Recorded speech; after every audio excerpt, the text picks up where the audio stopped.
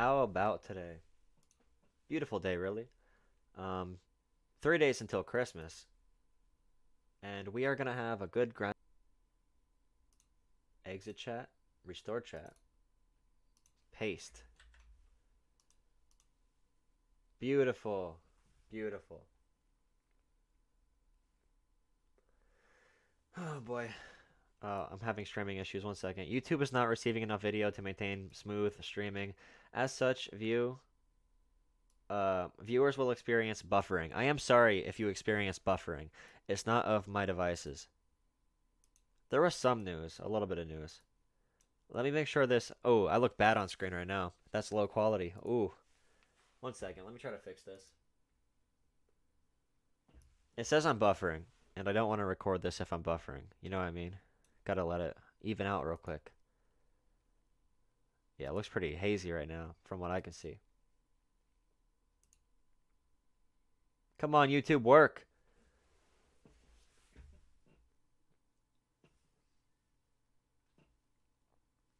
All good?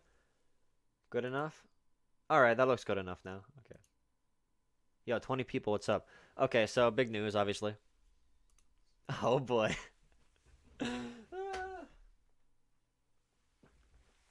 What's up, Wrist? What's up, Zach? What's up, Tyler? The Weapon, DBZ, Erica, of course. Mabbit. What's up, Mabbit? JTVJ so far. Ali. Yes. Okay, so this is the fun part of today. Here is the grand finale to 2020. So we started the year off with World War III almost starting. Remember that? You know, Soleimani got assassinated. So that's how the year started. Then, you know, COVID happened. Well, Kobe died, actually, too. Kobe Bryant died, which was pretty crazy. COVID happened in what? March. Started in March. And we've been through a lot since then. The historic civil rights movement that happened this year happened as well. That was all in 2020. And there's so much more that we've been going through. The presidential election, of course. Yeah, and now we're here. You also dropped into Discord. So many big drops. Oh my god. So Donald Trump decided to veto the $900 billion bill. Well, he didn't veto it. He said, send it back to the House. I want $2,000 checks added to it instead of $600 checks. So $2,000 checks, progressives have been advocating for that for each month during the pandemic. And it's really crazy to think that we got $1,200 for the entire pandemic when other countries are getting $2,000 per month. But now Donald Trump is saying $600 is not enough. I want $2,000.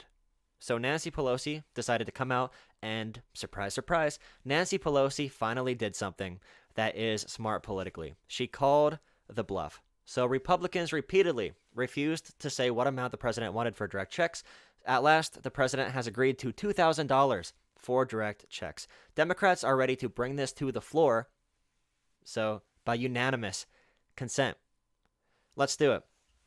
I will play this video, but first, I have to question, why did Donald Trump do this? So, the Senate Republicans have spent the past couple of weeks arguing about why we cannot spend more money on the American people because of the deficit.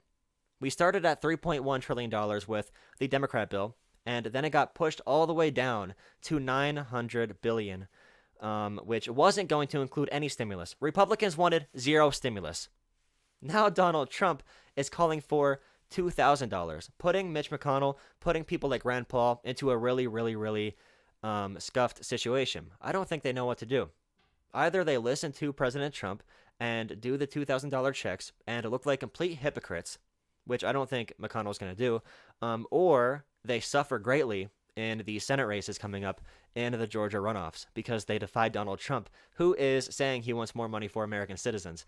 And I wondered why Donald Trump wanted to sort of attack the Republican Party and make it Nancy Pelosi and Trump versus McConnell.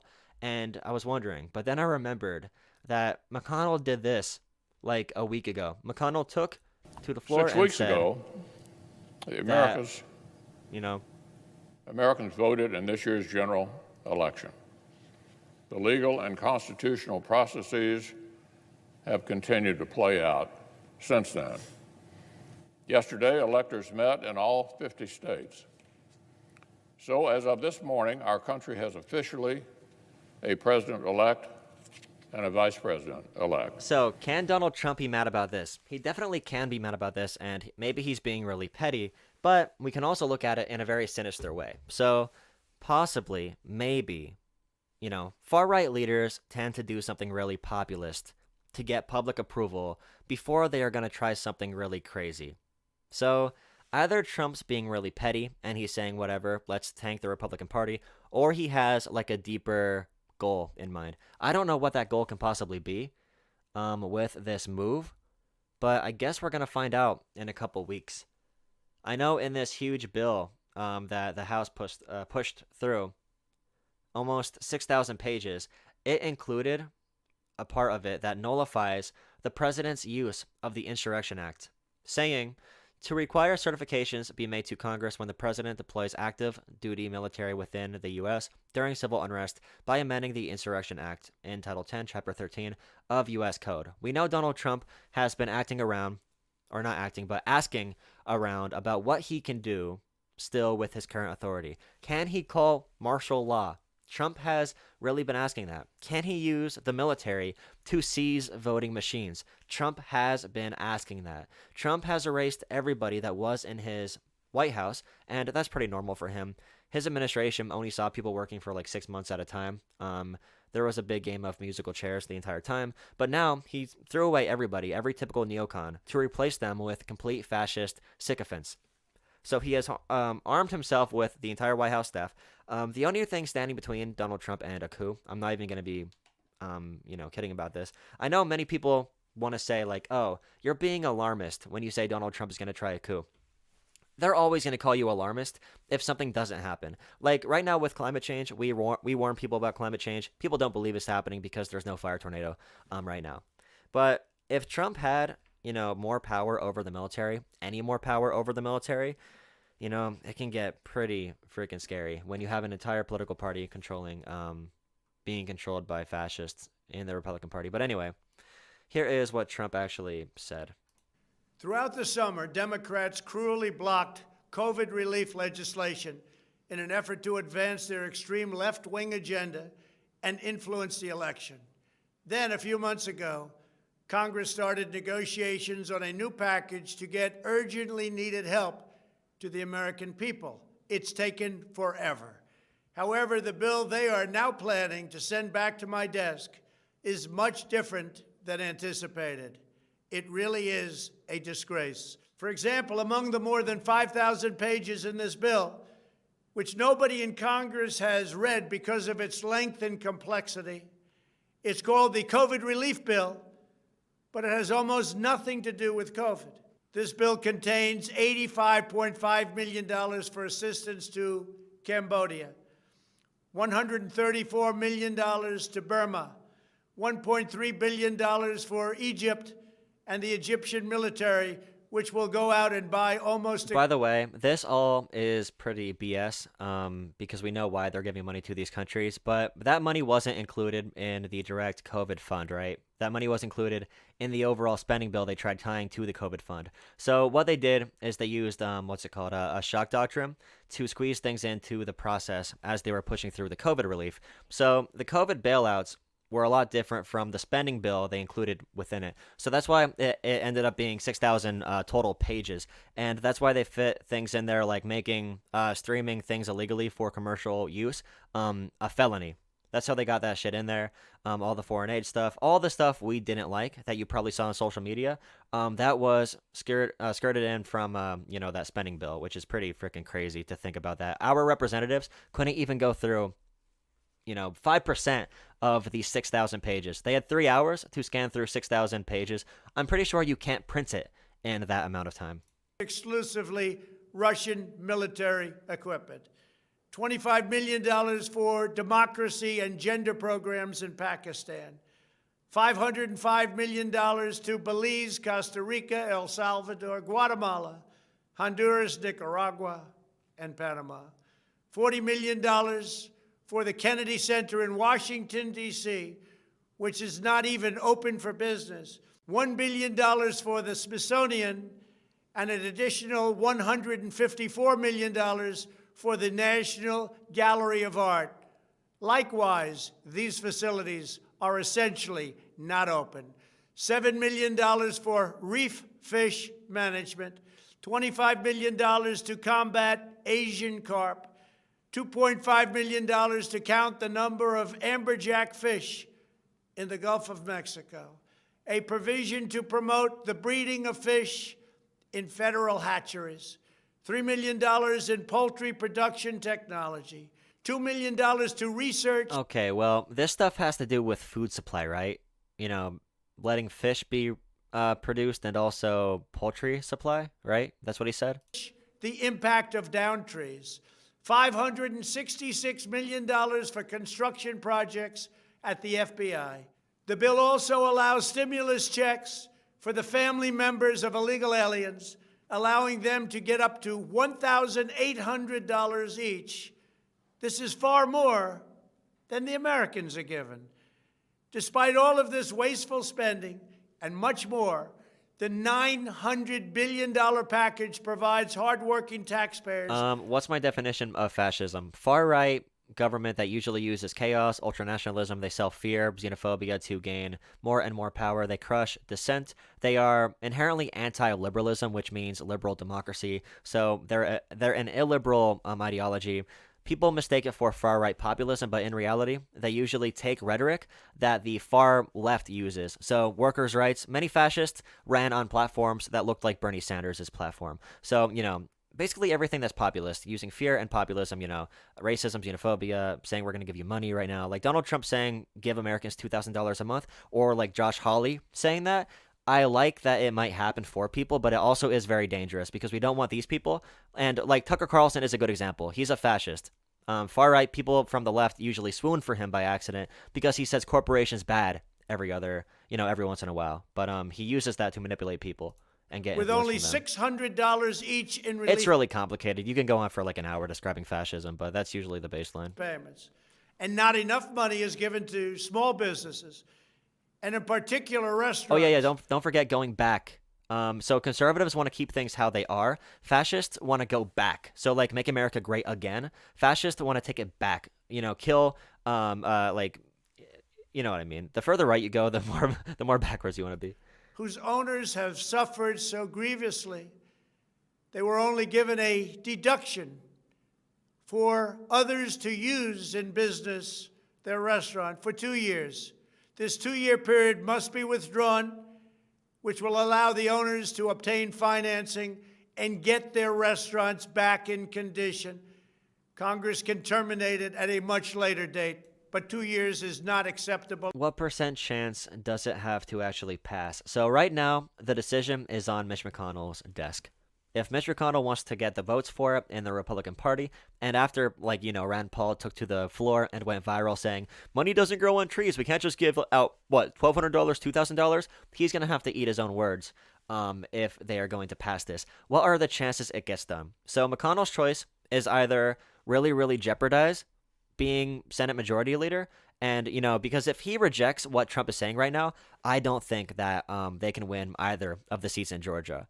So it's between that or he's going to oblige with Donald Trump and try to maintain the Senate leadership. But what Republicans are doing, by the way, is they're tying this stimulus to other like culture war type issues. So, for example, Lindsey Graham right now appreciate the fact that Nancy Pelosi supports President Donald Trump, his idea to increase direct payments to $2,000 per person. The American people are hurting and deserve relief. I know there is much bipartisan support for this idea. Let's go further. So this is the justification they can use for it.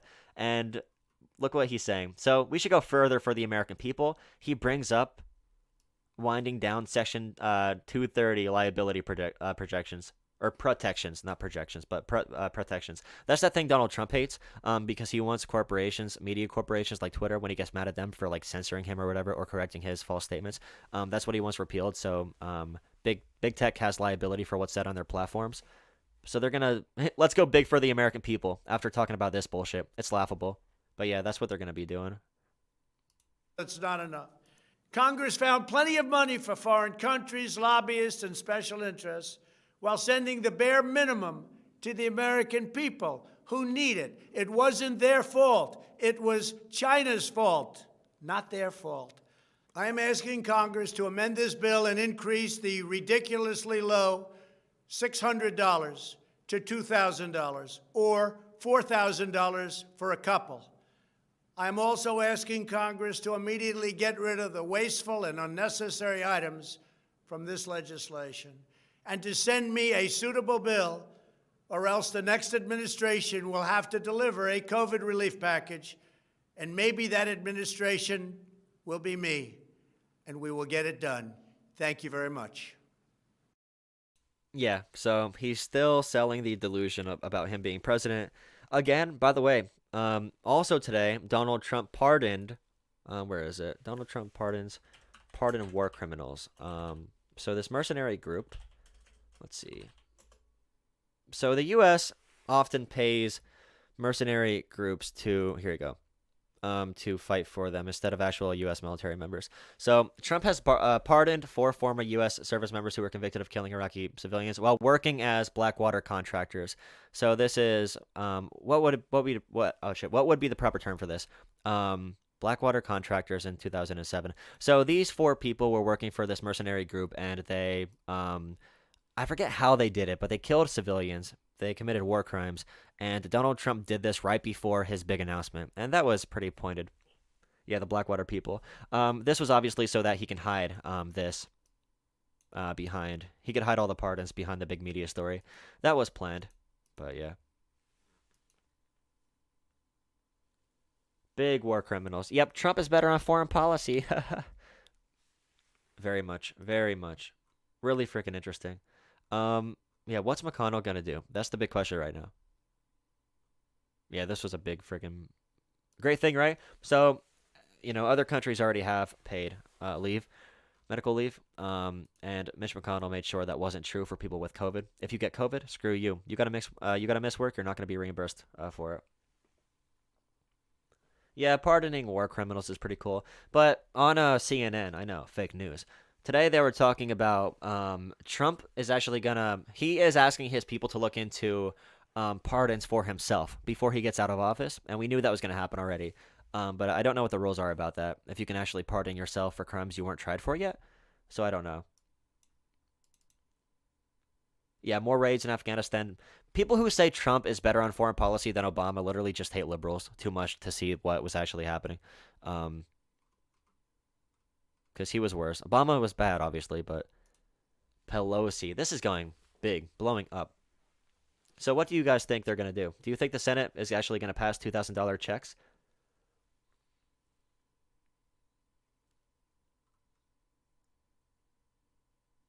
I don't know. 3 martini lunch. No, Erica, it's 3 martini lunch, not 2. What the hell? What do you think they're going to do? I thought about this too, what Chris Hayes said here. He's pissed that McConnell acknowledged Biden's victory, and this is his revenge. The most stalwart opposition to $2,000 checks is McConnell's own caucus. This blows up McConnell's deal and screws Loeffler and Perdue, who've now been wrong-footed. It's going to be hard for McConnell to get out of this. Pelosi is right to call the bluff, push as far as you can, and force a showdown between Trump and McConnell. Oh, yes. Before this era ends. The finale of 2020 is looking so beautiful.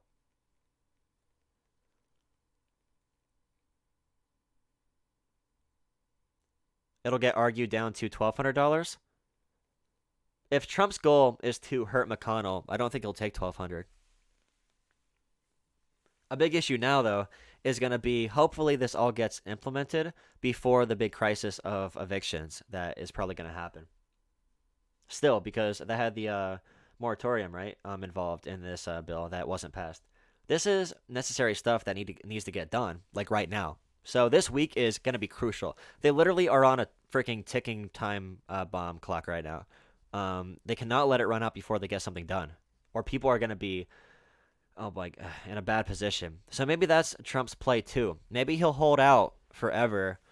This is another option, although unlikely, I guess. Maybe he'll hold out for a long, long time, and hopefully he hopes, well, not hopefully, but he hopes that there will be civil unrest that he can capitalize off of.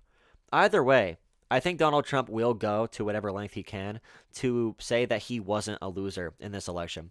And I've said this for a while now. If this comes to telling his people to storm Washington violently, I think he will do that. I've seen no signs that he will ever slow down in anything he does, ever. No one controls him. The Republican Party has given him power, and now they don't know how to rein it in. They don't know what they're doing. He's grown too powerful for them. Large lenders have programs to help pay back. PPP loans are needed again. A lot of stimulus, actually, not stimulus, but a lot of programs from the CARES Act ran out tonight, I think, at midnight. So this was a big deadline. Why past COVID relief bills have been shut down besides because McConnell, GOP fascism? I don't really know.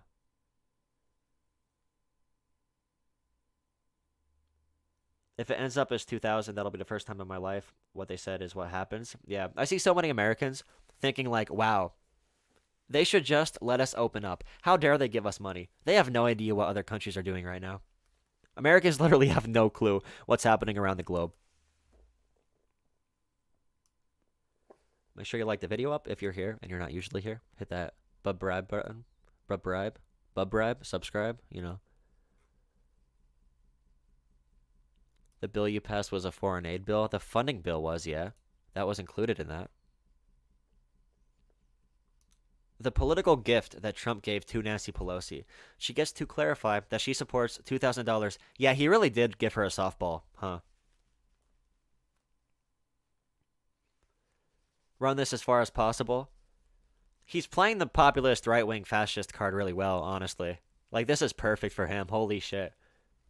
If he wants the future of the Republican Party to be right-wing populists, this is exactly what he should be doing. 100%.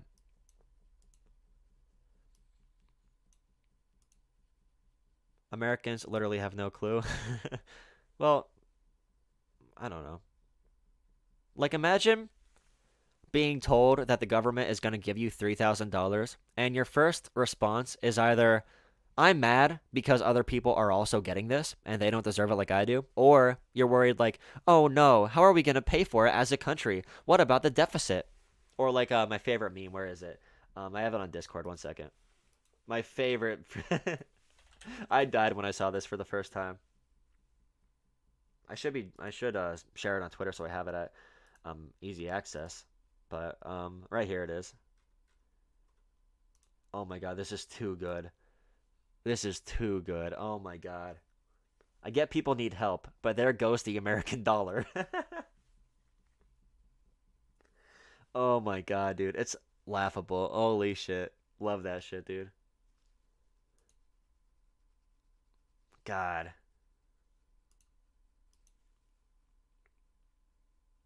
Who's ready to spend that stimmy? Yeah, a bunch of people who are like living in like cheap areas are going to use it for PlayStation 4s, not for actual stimulus. Mr. President, thank you, Mr. President. Bernie Sanders, of course, was the person to actually introduce this first. You know. What happens when Tucker Carlson inevitably comes out in favor of this? Oh, crap. Oh, thank you for the donation, new sub. What happens when Tucker Carlson inevitably comes out in favor of this? Oh my god, the people on the left are going to be like, wow, Tucker Carlson is so base-pilled.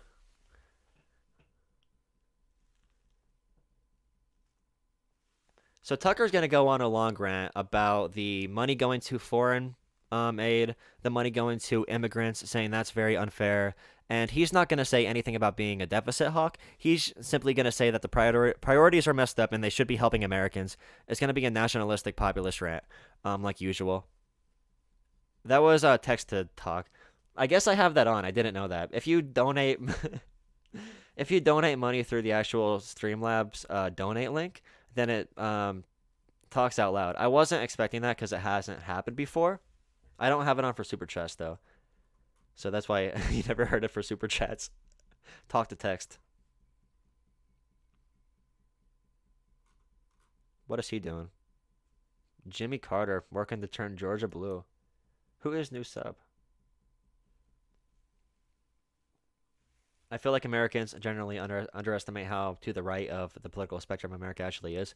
Yeah, and it's not even like right or left. Like they don't need to. Like I know we think about it that way, but they literally think like, for abortion, we side with third world countries on that issue. We side with countries with like the same standards for women and racial issues as we had in like 1900.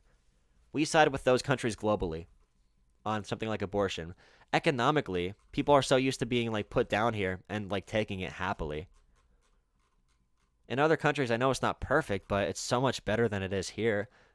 America on the meritocracy index of social mobility, we're like 27th in the entire globe. The richest country loses in every aspect. Well, the thing about Americans in English class, it isn't to insult their intelligence, but it does make sense that, like, for example, Donald Trump talking at a third grade reading level helps him a lot versus like someone like Bernie Sanders, who he does a good job talking to everybody, but there's some concepts you need to think over a little bit critically to understand them completely. Like when your mind is challenged about something like, oh, wait, there's not multiple genders. Or like if someone says you have white privilege to you, you need to have a little bit of brain power to think through that. Wait, she did not say this shit. Amy Klobuchar on Rachel Maddow just now said Trump insisting on $2,000 stimulus checks is an attack on every American? No way. She sits on the judiciary. Minnesota, she sits on the Judiciary Committee.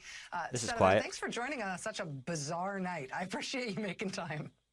Of course, Rachel. I thought this would be a nice holiday interview with my tree, and here we are. And I just... That's such a Amy Klobuchar thing to say. I thought this would be a nice holiday interview with my tree. Hearing these stories, it is literally screw you to the FBI, screw you to all these line prosecutors. These are the hardest cases to make against sitting congressmen. They did this. They put them away for good reason. And all of these cases, they're so disparate, right? They don't really have an organizing principle. But what they have in common is what Mike Schmidt pointed out earlier in your show, and that is that 88% of these pardons are somehow related to Donald Trump or his political goals. And it is corruption through and through. One of the things that strikes me tonight, especially with the pardons for people related to the Russia to hurt Hillary Clinton, these are people who lied about their contacts with people who all expect, I think, that Paul Manafort at some point will get sprung from prison for elections and messing with our politics. As we sit here today, knowing that the Secretary of State has been very clear that Russia engaged in a major, major hack of our country in terms of the messages sent to the Justice Department and what's happening in the future, but also to hold this. I don't The care. president is threatening to veto the COVID relief bill. It took Oh, here you go. It's right here. Let's go back to regular speed. Senator, let me also ask you about the other breaking news story that we are following tonight, which is that the president is threatening to veto the COVID relief bill. It took 9 months to get this bill for all of its shortcomings and all of its failures. It's the only help the American people have had against the devastation of COVID for 9 months. And now he's saying that he's going to veto it. There is some nuance to it with him saying that he wants a larger size payment to the American people, which is something that Democrats argue for at every step of the process. And now House Democrats say, okay, well, if that's what he wants, we'll provide him with that. I wonder just what you make of this very last minute scramble of what we thought was going to proceed here with this relief bill. I kept thinking tonight, well, these pardons are an attack on our very democracy. This is an attack on every American. People who are struggling to get by right now, out of work. So the pardons are an attack on our democracy. And Klobuchar is saying Donald Trump vetoing the bill is an attack on every American. But she is ignoring the nuance that Trump is asking for more money. So she's a politician who trained for her response, and she was unable to fix her response according to the question that she was posed with. So I think that's what it was. The unemployment is going to basically end the day after Christmas if this doesn't pass. People who are out of work, people who need the help. The vaccine distribution, Rachel, is in this $30 billion. These vaccines are not going to just parachute into a small town in the middle of Minnesota. We need the help for the states to get the vaccines. She is completely right about the urgency of it passing, of course. Like, the shit's running out from the CARES Act, and most of it already did run out when it comes to PPP, when it comes to funding for local governments, when it comes to funding for, like, colleges and stuff, and of course, stimulus freaking sucked the entire time, but, it needs to be re-upped very quickly. I can't see this bill getting done before Christmas. And after Christmas is going to be, the big day that we need to get this shit done. The 31st is the hard deadline. After the 31st, when people get booted out of their freaking homes, like, I think it'll be done by then, hopefully. But that'll be the big, big deadline we have to be very, very wary of. Into a small town in the middle of Minnesota. We need the help for the states to get the vaccines out. And he is literally undermining our entire effort on testing and vaccine distribution. This was a hard-fought negotiation. Of course, you're right. Democrats were pushing for more funds for the individual payments. But in the end, this was a negotiation. And he knows very well we're reaching the end here with the unemployment, with our small businesses can't take it anymore. One Yelp study early in the year showed we were having 800 small businesses close a day. And there's over $300 billion. There is something to say about that. We've gotten reports all week, right, that Donald Trump has been calling for more stimulus.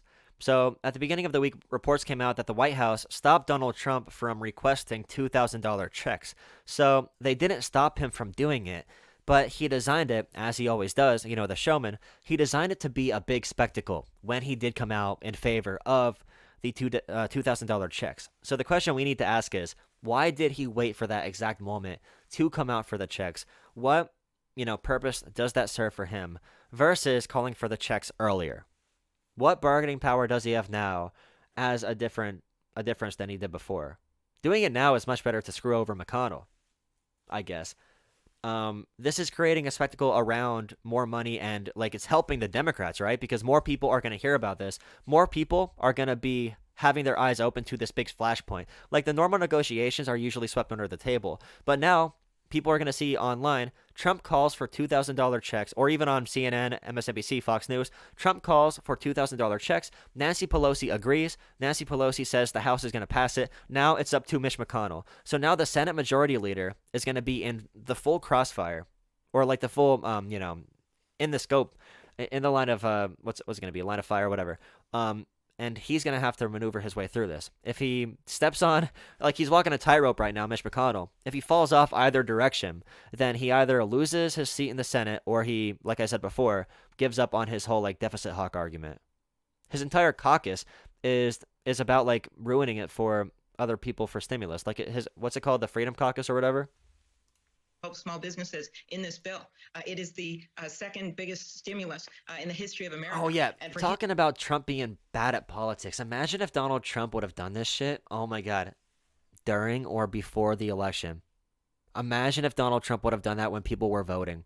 If Trump would have handed COVID even a small amount better, I think he wins 330 electoral votes. He probably wins Pennsylvania, probably wins Wisconsin, Michigan, Georgia.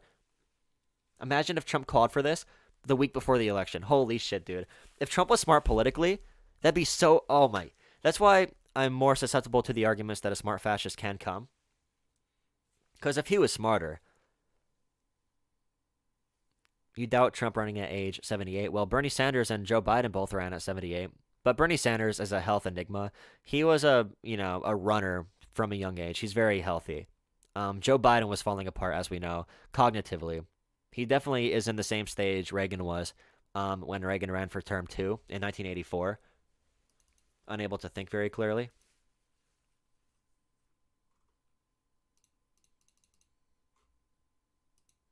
Now Trump.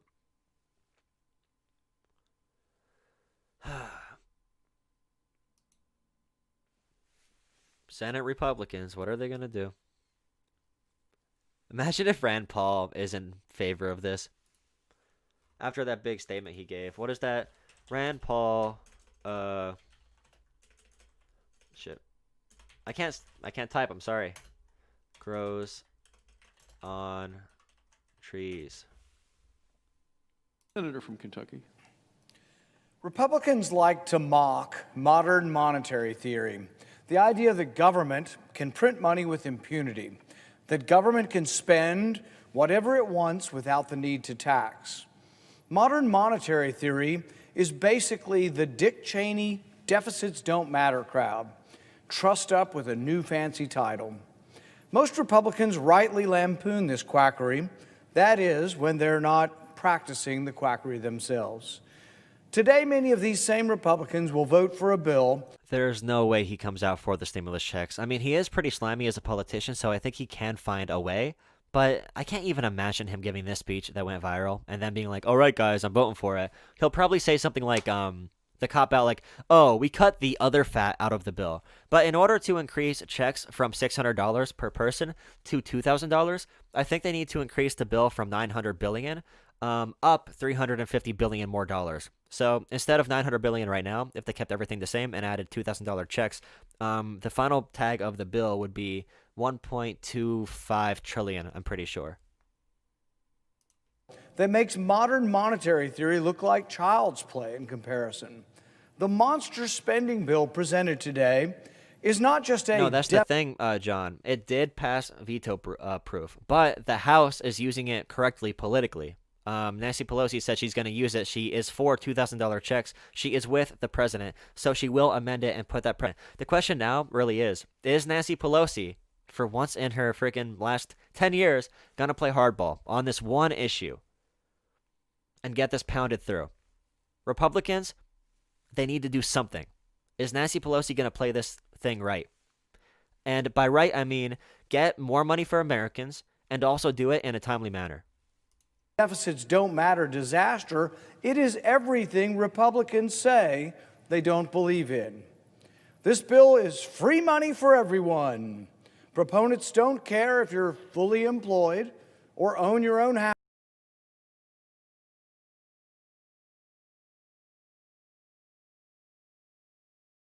All right. It's back, right? It's back. Yes. Maybe. It says good connection now. All right. That happens sometimes, you know. I live in a bad area for internet. All right, good. We're still at 100 viewers, right? Yo, shout out to 100 viewers on a regular stream again. Please consider subscribing and join the Discord at the top. The Discord at the top, if you want to talk about something, let me know. One. Proponents don't care if you're fully employed or own your own house or own your own business. Free money for everyone, they cry. Yes, free money for everyone. Yes, please. Free money. We need it. If free money were the answer, if money really grew on trees, why not give more free money? Yes, Why not give it out all the time? All the time, yes. Why stop at $600 a person? Exactly. Why not $1,000? Why not $2,000? Now, after saying this, how does he make it work if he votes for it? I can't see it happening. Maybe these new free money Republicans should join the Everybody Gets a Guaranteed Income caucus. Why not $20,000 a year for everybody? Why not $30,000? If we can print up money with impunity, why not do it? The Treasury can just keep printing the money. Oh my God. So there's a weird debate about before November. So do the Democrats use the momentum of the election to pass a better stimulus bill that would have given $2,000 per person? If that meant, you know, before the election, if that meant giving Donald Trump the presidency again for another 4 years, I would argue probably that there's another means to reach that conclusion. You can get to a better deal even without giving Donald Trump the presidency. And you can make very strong arguments that say if Donald Trump loses again, that's much worse for the material condition of the people in this country than not passing that bill back then would have been. So there's a lot of debates to be had about it. It really depends like how much you think you know, Trump's going to suck, you know. But thanks for subscribing, John. But yeah. Yo, 113 viewers. Let's go. A year for everybody. Why not $30,000? If we can print up money with impunity, why not do it? The Treasury can just keep printing the money. That is, until someone points out that the emperor has no clothes. Remember when Rand Paul went on record a couple of months ago? Or not months, but a couple years ago. Rand Paul Trump tax bill. How about this? Rand Paul. Shit, dude. You know, I can't type. It's okay, though. Rand Paul supports Trump's tax bill. Like, come on, dude. This literally, signing this bill almost instantly added, I think. You wrote about something that drives me crazy. Well, it's very important that we have this debate because, unfortunately, too many Republicans in Washington... So he was happy about this, Rand Paul, which when that was signed, it instantly added $1 trillion to the debt. Donald Trump ran some of the highest deficits in history. So Donald Trump was given a growing economy and squandered it completely. That's what trickle-down economics does to you. And that the dollar no longer has value. To so-called conservatives who are quick to identify the socialism of Democrats, if you vote for this spending monstrosity, you are no better. When you vote to pass out free money, you lose your soul and you abandon forever any semblance of moral or fiscal integrity. So the next time... That's a good question, Brandon. What is for the jump in viewers? Yeah, so it's because of you guys, honestly, like 100%. That's not even like a cheesy thing to say. It's literally because of you guys. Everybody chatting right now is giving me more algorithm points. That's why I made the algorithm the theme of the channel, obviously. Because, you know, more engagement, people who like the post right away, people who like my videos, people who come here and chat, that all helps. Time you see Republicans in high moral dudgeon claiming and complaining about spending of Democrats and socialism, remind them if they supported this monstrous bill that really the difference between the parties is less Adam Smith versus Marx and more Marx versus Engels. How bad is our fiscal situation? That's a good one. That's a great line. Well, the federal government brought in $3.3 trillion last year and spent $6.6 trillion. You ever see that one evaluation that said Marx and Adam Smith would have agreed with a lot more than people think? They were both just people who are talking about how to improve the systems they were facing. So Adam Smith, you know, free market capitalism was an improvement to the current economic conditions he was living under. Marx, like workers' rights and socialism, was a good solution to the dark ages of capitalism.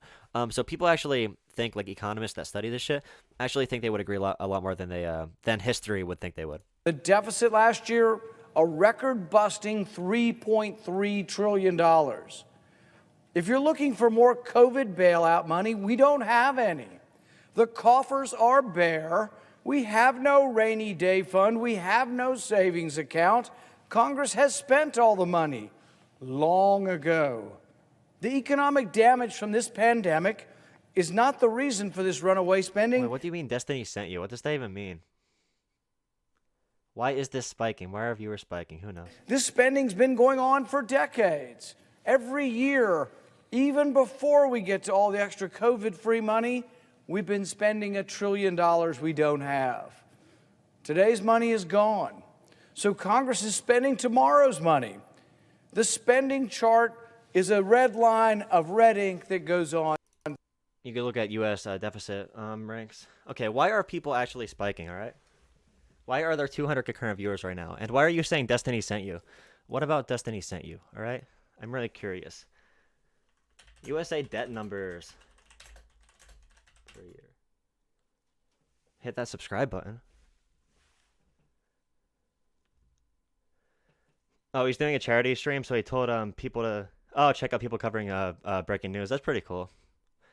I think Destiny gets a bad rap, but he does a lot of good. Forever. When we talk about spending tomorrow's money, it's not just the money that we need next month, it's the money we might need in a decade. Yeah, so we're practicing pragmatic progressivism here. You can look through my channel, you can see that I'm trying to really find logical ways to approach progressivism. If you're from Destiny's chat, just know that I am not at Destiny's political positions. I'm a little bit to the left of Destiny, and I'm not a socialist or a capitalist. I don't like the labels. So people make jokes about me being an omniliberal, but I am not. I don't care about capitalism. I don't care about socialism. I think those labels put us into teams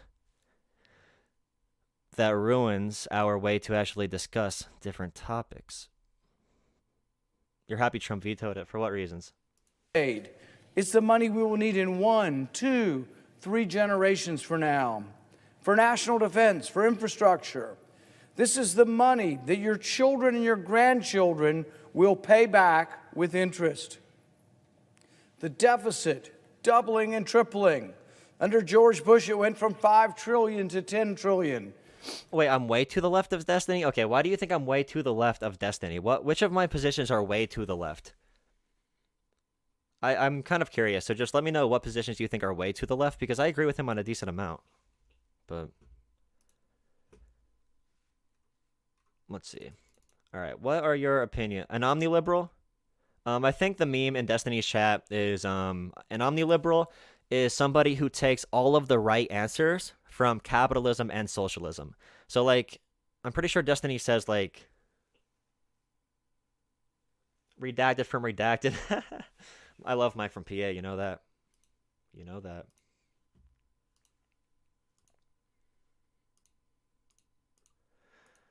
Okay. Yo, hit that sub button. People sent from Destiny's stream from him telling people to watch each other. Yeah, political pragmatism. I am to the left of him. But I actually messaged Destiny a while ago. Hopefully I could talk to him eventually about talking about policy issues and reading like Medicare for All polling, which is a big topic right now with all the forced to vote stuff on Twitter. I told him I'm a policy master's student, and he said I could come on and talk about it, but I never actually took up that offer, so maybe I'll do that eventually. What's your position on the estate tax? Against the estate tax. I'd have to look at the actual results of it. Principally, like, for it.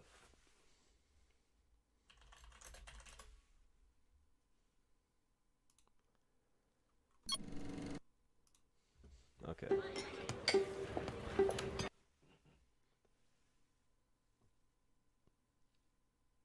I'm not Pac-Man. I'm more to the left of Destiny. I think I'm more like, I'm a little bit more idealistic. Hashtag force to vote Medicare for all. You know what that is. That's the progressives withhold their vote from Nancy Pelosi for speaker because they have the power now. They only have like a 5-seat majority. So 5 progressives could tell Nancy Pelosi, you bring Medicare for all for a vote, or we don't vote for you and you lose your speakership and we get another speaker. It's another Democrat. It's not going to be a Republican. I don't think Trump actually vetoed it. I think he just said, I'm not going to sign it until... I mean, does that mean he officially vetoed it? But he essentially said he's not going to sign it until there's amendments made. So does that count as a direct veto? Is there like a certain date he had to, is there like a certain time limit you have to sign or deny a bill after it's passed through the House? I honestly don't know that. So that's what we're pushing. And so I've been pushing that, and I've been getting attacked by everybody, like super attacked by... Dude. Freaking the Destiny versus Kim Iverson debate is probably one of the saddest things I've ever seen from a person like Kim Iverson. Oh my god, he was treating her like a kid because her points were like, the Bernier Busters are a pretty particular group.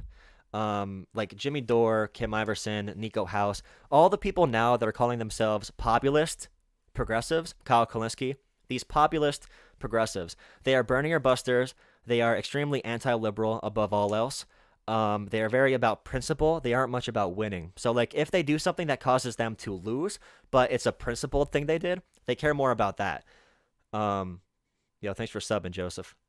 But yeah, these people all fall along the same lines. And now these same populist progressives, as they call themselves, are now the people pushing all the force the vote bullshit. And they're also the people that ignore, like, if I bring up a statistic to these people, like if I say Medicare for all polling isn't as good as it may seem, it's deeper than that, they aren't going to want to go deeper into that issue because they see that like 90% of Democratic voters approve of Medicare for all and they take that at face value. If I try to look into that, they'll yell at me. Although I try to look into like, why aren't people voting for Medicare for all? I don't want to be like blind to the fact that not that many people support it. I would rather know how many people actually do support it so I can attack selling Medicare for all in the right way. And I feel like that's a big hindrance on the movement if you ignore all the weak parts of like what you're trying to sell. And that's what they tend to do. But donors and then tell you now's not the time to 5,000 page stack of shit, Tulsi train and grift. Tulsi's going to be on Fox News in a couple months. What she's done in Congress after the official cycle goes through, right? I don't know what day she's actually done. Apparently, Destiny said to people, go to whoever's covering the breaking news, and he probably Googled it on YouTube or something and showed it, and I popped up on the stream, so they came here. But yeah, thanks for chilling. Dore disrespects women of color, the squad, while he plays nice with Tucker Carlson and Mike Cernovich? Oh, thank you for the super chat, by the way. I'm wrong. Thank you. Dude is very suspect. I think Dore is probably very anti, like, Tulsi's positions seem to radiate throughout all of her fans. So, like, Tulsi is coming out as pretty, like, anti, like, trans and all that. I think Dore is more conservative than people may think. socially. Thank you, Nighthawk, for another 5 super chat. What did Candace Owens say? Did she say something about the bill? Oh God, no, this isn't Candace Owens. I did not switch the screen yet, my bad. Will it be 2,000 for kids too? I'm guessing it's gonna be like 2,000 for adults and reduced number for kids. That might be the compromise. That might be one of them. So like maybe Republicans will say we'll do 2,000 if you cut off some slack with what is going to children. That is a possibility.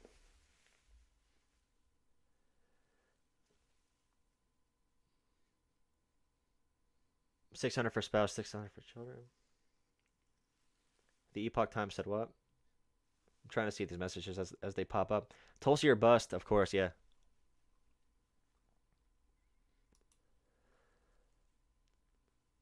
Just so we're clear. So Brooklyn Dad, wait, no, this is a parody account.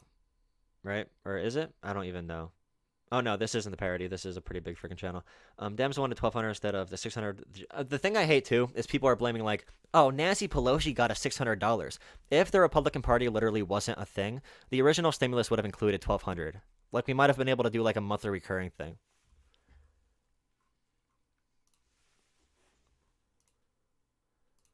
I don't know if Trump said anything. Trump is only sharing like America One News Network shit right now. My God, dude. Look at this hazy image of people that might be doing something to a printer. Oh my God, fraud. Oh, it was 9 minutes long? Oh, I did not see the 9-minute one, actually. Today I want to explain to you why I am so determined to pursue every legal and constitutional option available to stop the theft of the presidential election. As president, one of my most solemn duties is to protect the integrity of your sacred right to vote. This year, using the virus as a pretext, Democrat officials in the key swing states illegally violated their own state laws in order to enable, encourage, and facilitate fraud on a scale never before seen in the history of our country. It was never before seen because it still can't be seen because it's not fucking real. Truth is, we won the election by a landslide. We won it big. Today, I'm going to give you the facts that every American needs to know. Let's go back to the night of the election. By midnight, we had a commanding lead in the swing states. We won Florida by a I was up and then they counted all the votes and somehow I went down. I don't understand. Record number of votes. We won Ohio by a record number of votes. And likewise, we won Iowa by 8.2%. You know, that big brain logic where they bring up Barack Obama's total vote count and they compare it to Trump's and they're like, wow, Trump got more votes than Obama. He must have won this election. But they ignore that Joe Biden got freaking 80 million, like 81 million. By the way, isn't it crazy that we had such a high turnout for this election? We had, I think, 16 million or like 15% more votes in general than any other election in American history. But yet the Green Party only got 300 or 400,000 votes.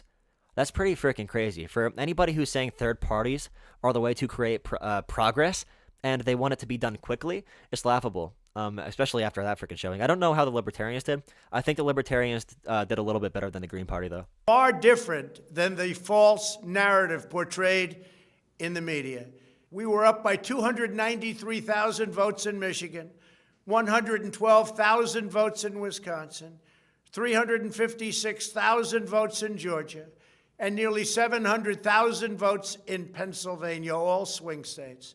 These numbers were absolutely impossible for Joe Biden to overcome, and the Democrats knew it, and everybody forecasting knew it and understood it well. Our nation's greatest political professionals were calling to congratulate me on our victory. Then our nation's 6,000 votes in. Well, global leaders came out to support Biden after the win. Boris Johnson even did it pretty quickly. Georgia, and nearly 700,000 votes in Pennsylvania, all swing states. These numbers were absolutely impossible for Joe Biden to overcome, and the Democrats knew it, and everybody forecasting knew it and understood it well. Our nation's greatest political professionals were calling to congratulate me on our victory. Then suddenly everything started to disappear. Everything started to change. The vote counting abruptly stopped in multiple states. In the middle of the night, a series of massive and statistically inconceivable vote dumps overturned the results. Just because you can't count doesn't mean something is inconceivable. I know it's a hard concept to imagine. But I mean, even if Trump doesn't maintain to be president, that news network that he founds is going to be pretty freaking crazy. I wonder if he'll go for legacy media, like an actual cable news network. I don't think so. Or what I think he's going to do is, like, what if he becomes like not a streamer, but if he becomes like a YouTube only or like an online news network? In state after state. At 6:31 a.m., very early in the morning, Michigan suddenly reported 147,224 votes, 94% for Biden, 6% for Trump. At 4:42 a.m., Wisconsin reported 143,279 votes, almost all of them for Biden. A similar massive drop of ballots happened in Georgia at 1:34 a.m. Again, well, my whole strategy is to say we are the real Democrats. I don't want to be seen as antagonistic to the Democratic Party too much. Like, if anything, I want to be seen like, if you're AOC, you want to be saying that the other more established Democrats are the fake Democrats or whatever. Like, you're not following the party. And to do that, you need to sway enough public opinion, which isn't there yet for progressives. But almost all of these votes for Biden. These gigantic and ridiculously one-sided spikes were miraculously just enough to push Joe Biden into the lead in all of the key swing yeah, states. they found a group of right-wingers that wanted to bring Trump votes at the college, but they even if they make a big fuss at the actual counting of the votes on January 6th, I think that doesn't mean anything. Like, there's already certified electors that are going to go have their shit counted. They can cause a theatrical scene there, though. That wouldn't do much for Trump at all, though, other than reassuring his already freaking crazy base that he did win. It's going to be good for them for like further radicalization, though. These glaring anomalies are just the tip of the iceberg. We won 18 of 19 bellwether counties, a record, that have correctly predicted the winner of every presidential election for the last 40 years.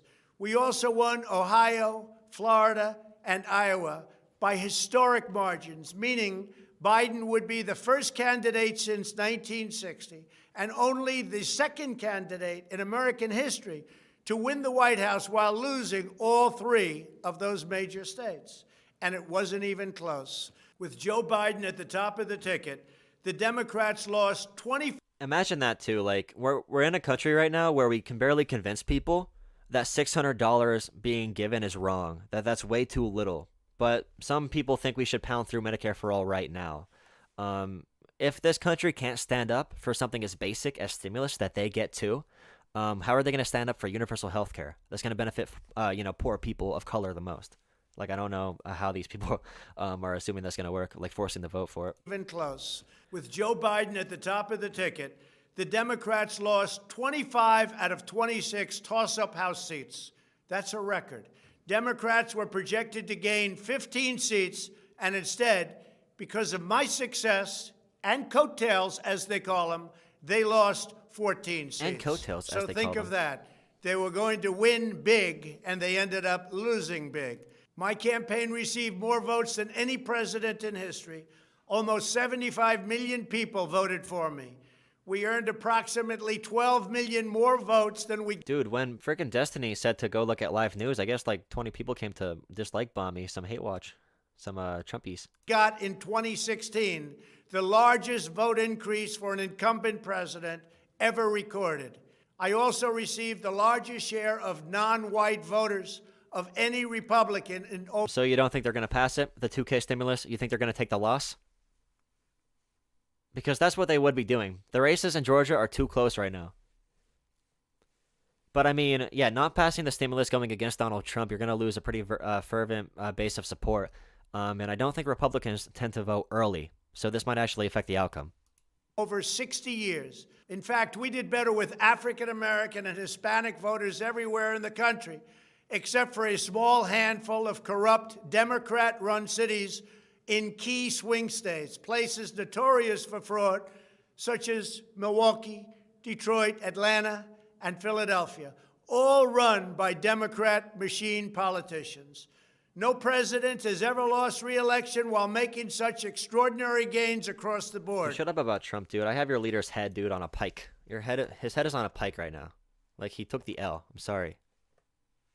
There's never been anything like it. Yet despite all of this evidence of a thundering Trump victory and all of those projections all through the night, they want us to believe that Joe Biden, who seldom left his basement to campaign, somehow received 11.7 million more votes than Barack Obama, and he beat Barack Obama all over the country. It is historically, mathematically, politically, and logically impossible. It did not happen. But Republicans hate McConnell already. Like, his approval rating is worse than Nancy Pelosi and the Republican Party. Like, Pelosi's rating is 70% in the Democratic Party. I think McConnell's is only like 50 or 60%, which is terrible for especially a party like that, or any political party in a two-party system, because they're going to be pretty loyal to their freaking their House and Senate majority leaders. He did not win. We won by a landslide. Over the past 7 weeks, we have put forth abundant evidence proving how the Democrats perpetrated this monstrous fraud on the American people and indeed the world. First, we have shown that officials in virtually every key swing state brazenly violated their own state laws in order to change election procedures, eliminate safeguards, promote fraud, and illegally benefit Joe Biden. And legislatures, which have to make the changes, were seldom, if ever, used. For example, Pennsylvania's radical Democrat Secretary of State suspended all signature verification requirements, breaking... Signature verification is probably the worst way to make sure votes are actually counted legally. Like, imagine, like, if my signature was tested against my last signature, I wouldn't have my vote counted, because I'm so freaking inconsistent with that shit, and leaving it up to the error of the people who have to actually match the signatures is such a freaking bad idea. And by the way, in Pennsylvania, the Republican State House made it so that we could not count mail-in ballots early. So the crisis of mail-in ballots not being counted soon enough came directly as a result of House Republicans in the State House in Pennsylvania, and they blamed it on Democrats, which is freaking hilarious. Pennsylvania law, not to mention the big and very illegal ballot drops. In Michigan, the Secretary of State, a Democrat, illegally flooded the state with absentee ballot applications, even though Michigan law strictly limits the... Yeah, that's what I'm saying too. Like, if there's a government shutdown, because in that bill was a spending bill, right? They needed that.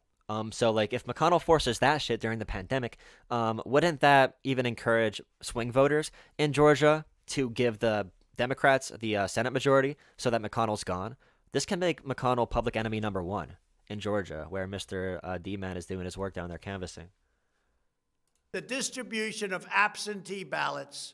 In Wisconsin, the major Democrat cities deployed over 500 unmanned, unsecured ballot drop boxes that were blatantly illegal, paving the way for unlawful ballot harvesting and tremendous fraud. In Georgia, the Secretary of State began illegally processing ballots weeks before Election Day and also destroyed the signature verification systems in violation of the law. Many other horrible things were done in Georgia. These actions alone were more than enough to rig the election results for Democrats. Second, the absentee ballot rejection rates proved that hundreds of thousands of illegitimate ballots were counted in the key states. This was sufficient to change the election results all on its own. Yeah, and signature requirements. Yeah, if you need to sign it cursive, that's going to be a big issue.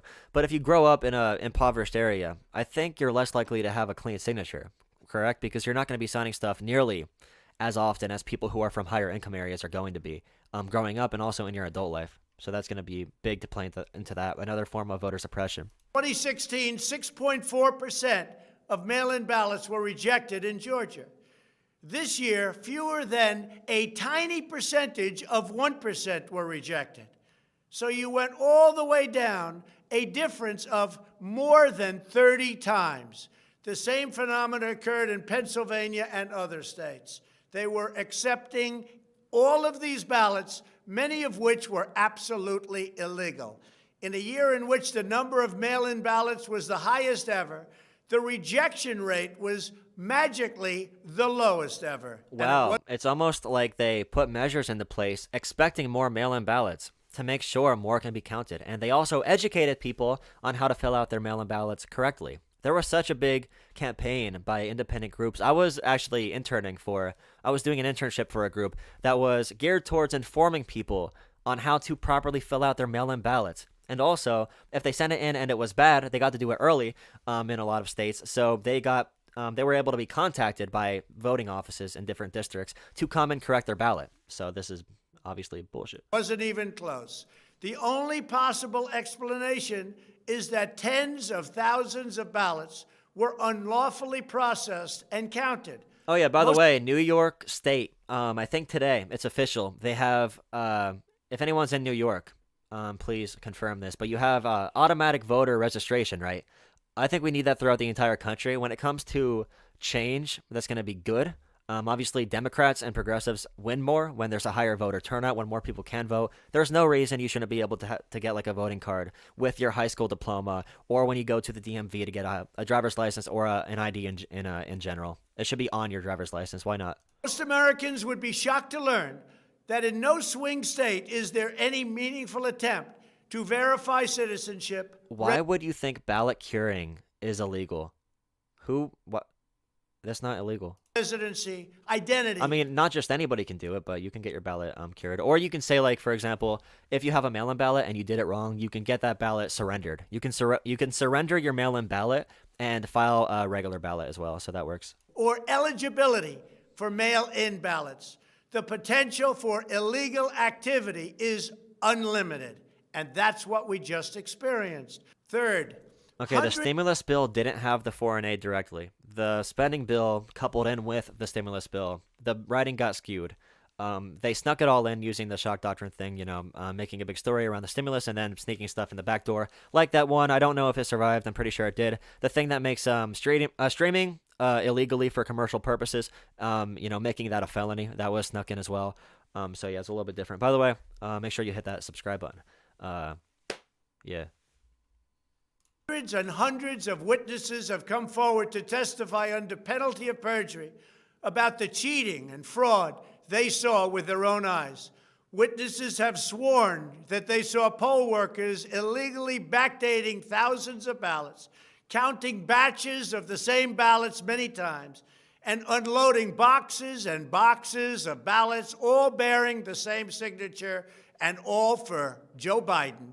Other witnesses have testified to seeing thousands of so-called pristine ballots with no creases or folds, all voting for Biden. When you have no fold, it means it wasn't mailed.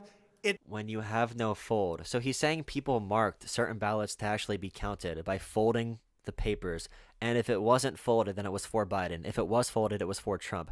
And they folded it to throw them out or something? I didn't even hear that. I mean, I haven't heard that freaking excuse yet.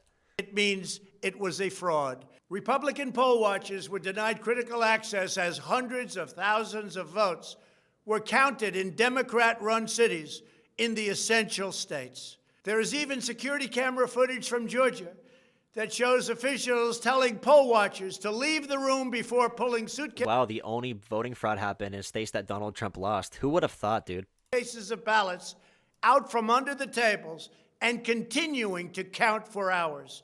The reason they were forced to leave the room is they said there was a major water main break.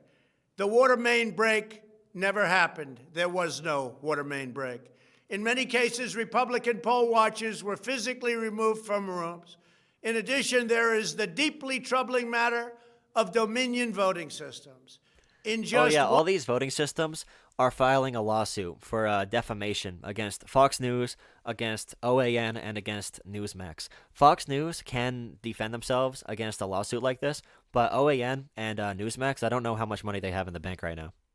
One Michigan county alone, 6,000 votes were switched from Trump to Biden. My fellow Americans. Debunked. Hey, man. Are you going to censor him? Is it bad to censor people like that if they're saying that?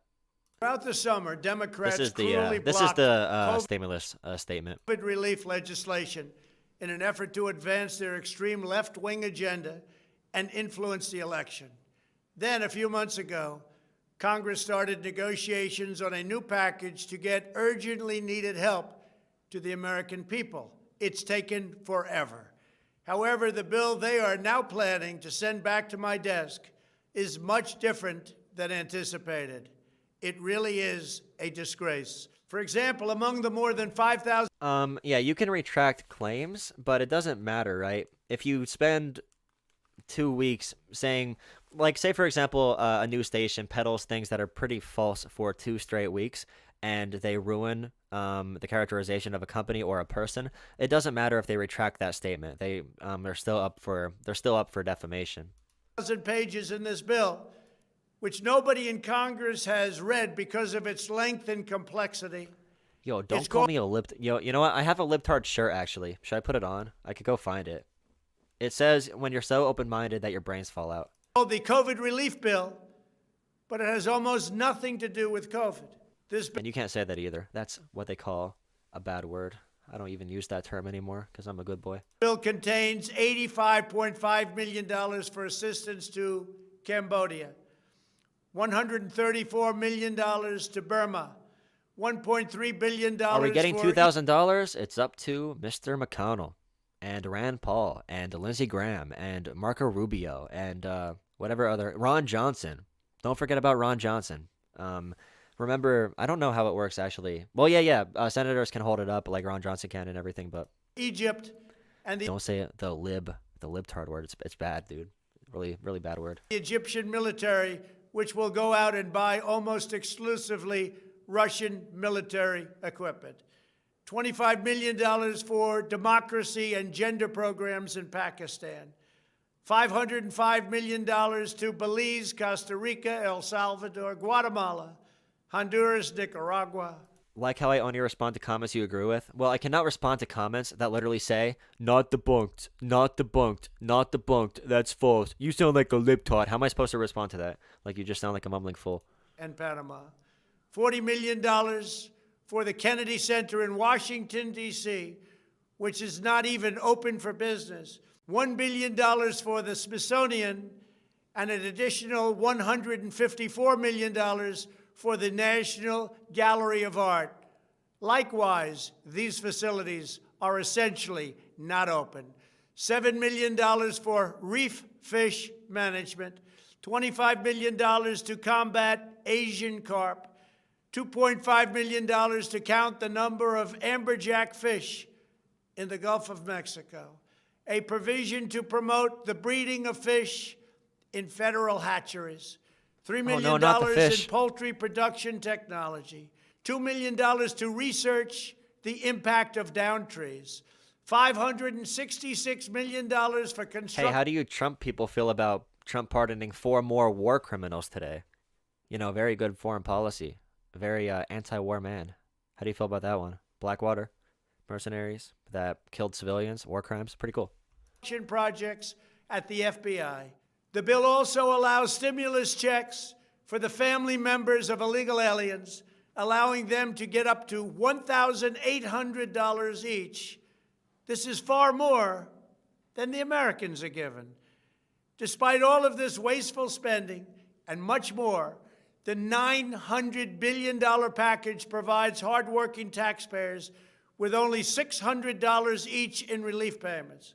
And not enough money is given to small businesses, and in particular restaurants, whose owners have... So the small business loans, the PPP program that is orchestrated through the Small Business Administration, the reason they didn't go as good as possible is because Republicans made sure there was no oversight.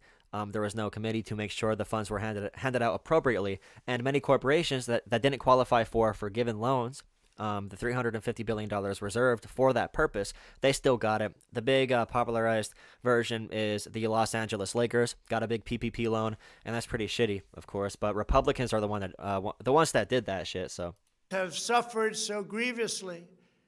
They were only given a deduction for others to use in business their restaurant for 2 years. This 2-year period must be withdrawn, which will allow the owners to obtain financing and get their restaurants back in condition. Congress can terminate it at a much later date, but 2 years is not acceptable. It's not enough. Congress found plenty of money for foreign countries, lobbyists, and special interests while sending the bare minimum to the American people who need it. It wasn't their fault. It was China's fault, not their fault. I am asking Congress to amend this bill and increase the ridiculously low $600 to $2,000 or $4,000 for a couple. I'm also asking Congress to immediately get rid of the wasteful and unnecessary items from this legislation and to send me a suitable bill, or else the next administration will have to deliver a COVID relief package, and maybe that administration will be me. Did he plan to say that, or did he accidentally say next administration and he had to back it up with, maybe that'll be me, after it, because he realized he effed up and admitted that he actually lost the election like a loser.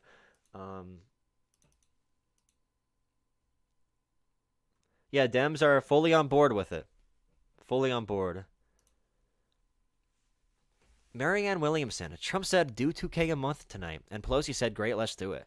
We knows what will happen next, but I think Dem leadership is feeling the heat from a whole lot of people making a lot of noise. People have been docile over the last couple of days. Docile or doctile, I don't know. I'm stupid. And that's good. What, progressives? Well, actually, like regular Americans that need friggin' money. This is the smart thing to do politically no matter what. You have to meet him. No matter if there's outside pressure or not, I think they would have done this, but yeah, obviously there is other pressure.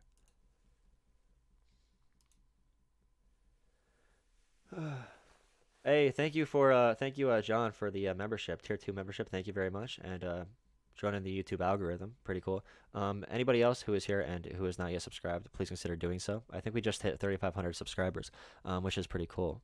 But yeah,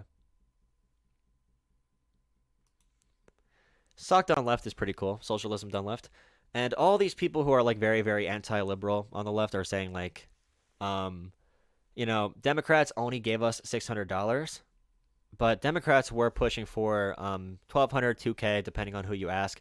And the moment Trump changed his tune, of course, like he's saying here, of course, that changed because Trump and McConnell were the ones blocking them. Trump held out on this to make the spectacle. He could have said at the beginning of the week that he wants $2,000. He could have said a month ago that he wants $2,000. But he waited until the absolute end of when they needed to get something passed, and also when something was actually passed through the House so he can make a spectacle out of it. That's what he's done his entire presidency. But, yeah. Yeah, I feel bad, dude. Viewers tonight, and I don't have that much planned other than I saw this happening, and I decided to hop on. Okay, this is really... I already watched this, but being worse than Pelosi and Schumer, she just said something stupid. She said Trump denying any type of plan right now is bad for Americans because they need it right now. I think she just made a stupid political calculation right there.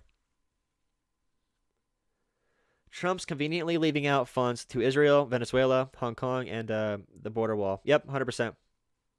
Pretty expected, yeah. I'm pretty Destiny-esque. I said Destiny, like a computer desk. But I like to think I have a style between like Destiny, between Vosh. Between those two, I can bridge that gap a little bit. I'm trying to make online politics more offline, if that makes sense. You know, bring it back to the real world of how people actually are seeing things. I don't want to get too bogged down in echo chambers and stuff like that. I'm going to be running for a local office eventually in a couple years right now. But political communications is a big deal to me, you know? I think a lot of people on the left, a lot of progress is lost because they can't confront reality. And back up what their convictions are. The COVID, what? Some black pastors say they are not ready to endorse the COVID vaccine. Yeah, this would be smart. No college basketball. That'd be a good thing. Let's do it. Rashida Tlaib and I already co-wrote the COVID amendment for $2,000 checks, so it's ready to go. Glad to see the president is willing to support our legislation, so I guess they wrote this already. Section 6428A of the Internal Revenue Code of 1986, as proposed to be inserted by Section 272 of Subtitle B of Title 2 of Division N of the matter proposed. So yeah. Strike $600 and insert $2,000. Yeah, cool. So where's the how much money is going to be given to children then?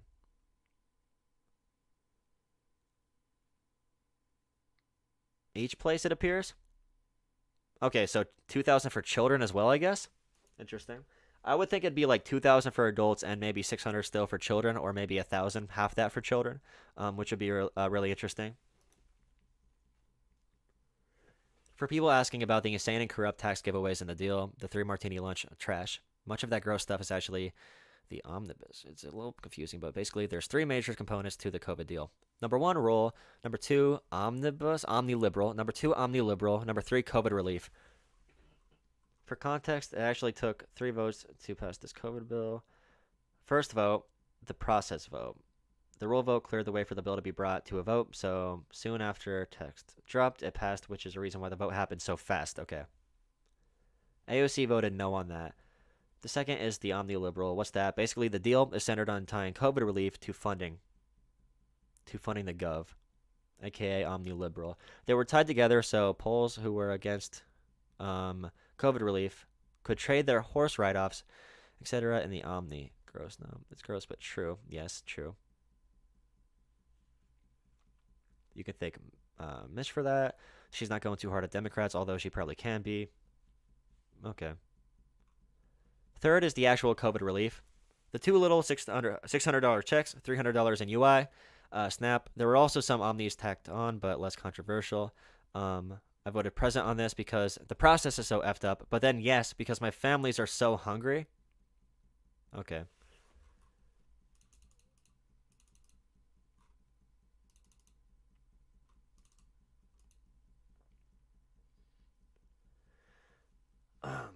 He's doing this to shut down the government, teach everybody a lesson for not overturning the results. He can be doing it to cause chaos. That is possible. Yeah, we pay Congress a lot to do nothing. Very, very true. Very true all the time. But, you know, I think if you have a certain net worth in Congress, say you have a net worth of over $50 million, you should be surrendering your salary for Congress or something like that. I don't know. They don't get paid enough to dissuade backroom deals in Congress. I know Andrew Yang proposed something to raise wages for politicians, and also restrict them, make sure they're not able to get money from outside areas. It's a tech bro type of solution for it, but do I have to pay for this? Start free trial? Do I have to sign up? Okay, never mind. Thank you. Did Bernie talk about it? Nope. Okay. Trump pardons. 2008 stimulus checks of $500. Did that happen? I don't remember that. I was pretty young back then. Is that real? People don't understand how the Senate works. That's why there's so many people in the Senate. Each person in the Senate gets so many pages of the bill and is in charge. Congress gave themselves a $60,000 raise.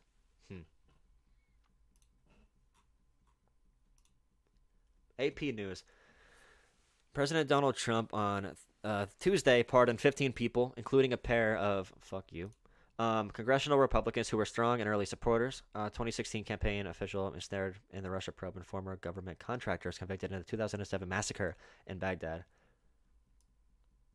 Wielding executive power to reward lobbyists and others.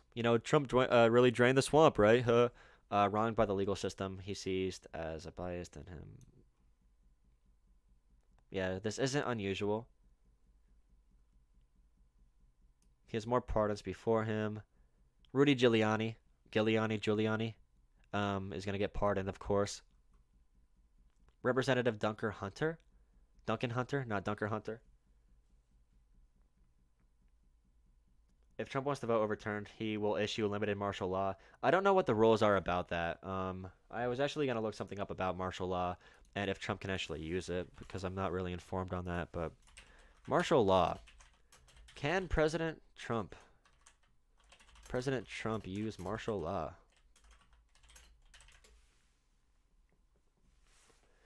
Let's see. Nothing good right now.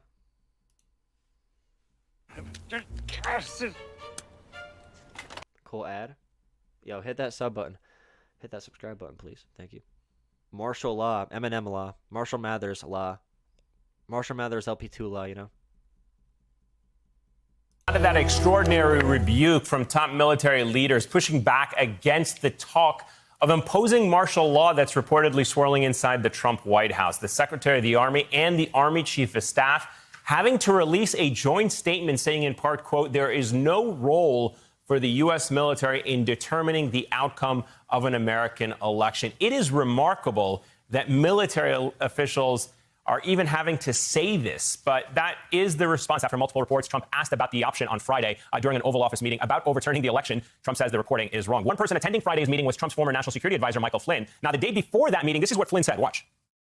He could immediately, on his order, seize every single one of these machines around the country on his order within the swing states. If he wanted to, he could take military capabilities and basically rerun an election in each of those states. I mean, it's not unprecedented. I mean, these people out there talking about martial law, it's like it's something that we've never done. We've done. It's not unprecedented. Talking about martial law so freaking casually. You know, he can go in and just, you know, seize voting machines and just rerun the entire election. It's not unprecedented. Martial law is pretty typical, actually. You didn't know that? Martial law has been instituted 64 times. That is a former U.S. general calling for martial law to rerun an election in this country. Joining me now is retired Army General Barry McCaffrey, a former National Security Council member. Thank you so much, General McCaffrey, for joining us. I'm curious to get your thoughts, first of all. How alarming do you find this talk of martial law? We've never heard anything like it since 1860. I was personally horrified watching Mike Flynn, who was a terrific intelligence officer during the War on Terror, who now acting in a demented fashion, seizing ballot boxes, the armed forces in charge of unilaterally conducting elections in swing states. This is thuggery. This is third world behavior. By the way, the armed forces will never in any way take part. But what we don't want to do is find out what happens when the commander-in-chief tells the acting Secretary of Defense to pull something like this off. So I think what we get back to is the responsibility of Republican senators in particular is going to be heavy in history if they don't go to the president in public and back him down from this criminal conversation. General, what do you think is the thinking right now among top military officials? I understand your point about they will never do this, but at the end of the day, what happens when given the order, as you mentioned, because they will be given the order and they will be then tormented between following an order. Tier 1 sub to MSNBC? No wonder you're uninformed. MSDNC. Oh no. How dare I listen to people who are like, actual Army generals? They may think is illegal and having to resign. So what do you think they're thinking?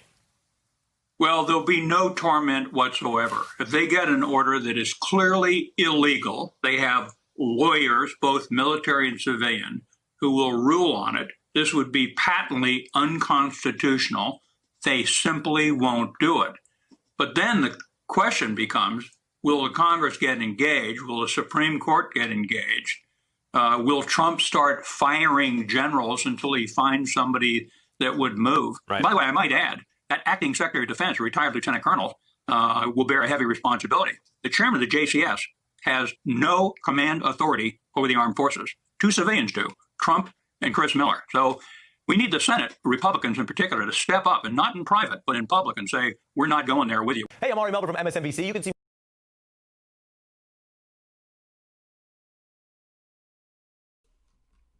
Officials increasingly alarmed about Trump's power grab.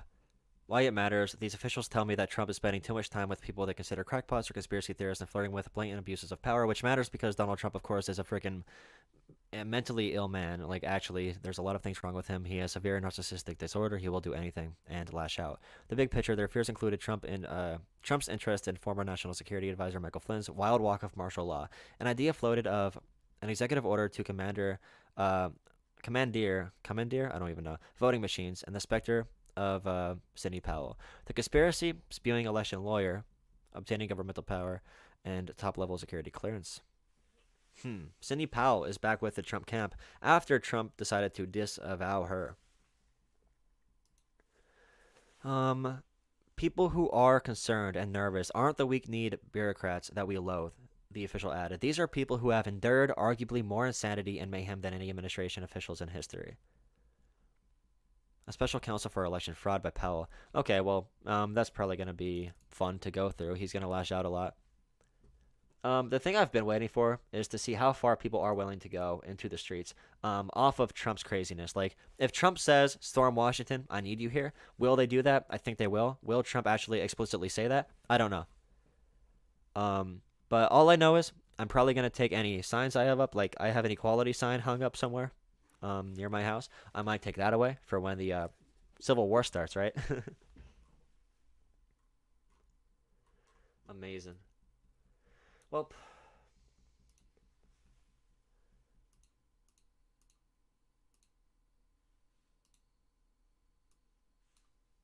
anything else interesting? I don't care about what station it's on. I care about who's speaking. By the way, hit that subscribe button, of course. Your right palm is itchy. It's happening. I hope so. You doubt he would actually say that? Who knows? I mean, he believes any conspiracy theory that people tell him. I'm surprised he hasn't openly talked about martial law yet. People in my chat saying the same thing. Oh yeah, hit that Discord link and join Discord if you are here. And also, here's my Twitter. Follow me there as well.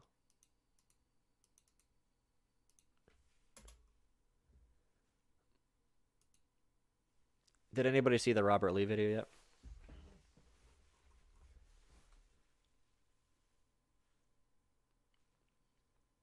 High-level ideas.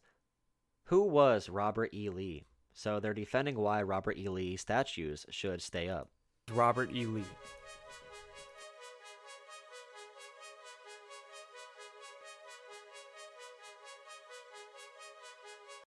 Statues of great historical figures, like Robert E. Lee, are being torn down across America. Here are some facts about Lee that remind us why his statue should remain. Robert E. Lee was connected to George Washington through his father, Light Horse Harry Lee. Okay, so point one, he was friends with George Washington. Okay, good point. Washington's cavalry commander, and his wife, Martha Washington's great-granddaughter. Lee's home at Arlington House was just 10 miles from Washington's Mount Vernon. Today, it is the site of Arlington National Cemetery. After 30 years of military service, Lee led U.S. Marines to crush the attempted slave rebellion. Oh, yes. Oh, yes. His statue should stay up because he helped crush a slave rebellion. That's like saying, like, in Germany, like, you know what? I think Hitler actually was pretty successful in his endeavors. He was pretty successful, you know? He did, you know, there were some people that were trying to run away from concentration camps. You know what? Hitler stopped them. Hitler stopped those people from running away. Are you kidding me? Why shouldn't we hang up a statue? Radical or place a statue John or keep him Brown up? In October 1859. 21 co-conspirators had seized a federal armory, and all of them were killed or captured, including John Brown, who was tried and hanged for treason. Lee deemed slavery... Will McConnell accept the 2K? I don't know. I don't think so. A moral and political evil in any country, but considered it a greater evil to the white man than to the black race, since blacks are immeasurably better off here than in Africa. Opposing secession, Lee foresaw no greater calamity for the country than a dissolution of the Union. But when Virginia seceded in a close vote, Lee resigned his commission. Despite offers to command Union forces, Lee opted to organize the defense of his native state. So he had a chance to be a general for the guys who were pro-abolition. And by the way, in this video, they called it, he defended against the slave raid caused by, or the slave escape or whatever, caused by radical abolitionists. But, you know, that's pretty cool, right? After 4 years as Confederate commander, Lee became an icon of reconciliation upon his surrender. As president of Virginia's Washington College, so he surrendered. He favored education for freed slaves but opposed their right to vote. So education for freed slaves, but not the right to vote. So what about the ones that were not freed yet? Interesting. So they can, if they're free, they can learn, but they can't vote. And if they're not free, what year was that again? Were they technically... Died from a stroke in 1870 and is buried beneath Lee Chapel in what's now Washington and Lee University. His legendary warhorse Traveler rests in a plot nearby. Only 2 minutes long, short and sweet for them getting to the goal, you know? Getting to the goal, defending a freaking amazing historical figure, making sure his statues stay up. Omnibus, that's the big word right now.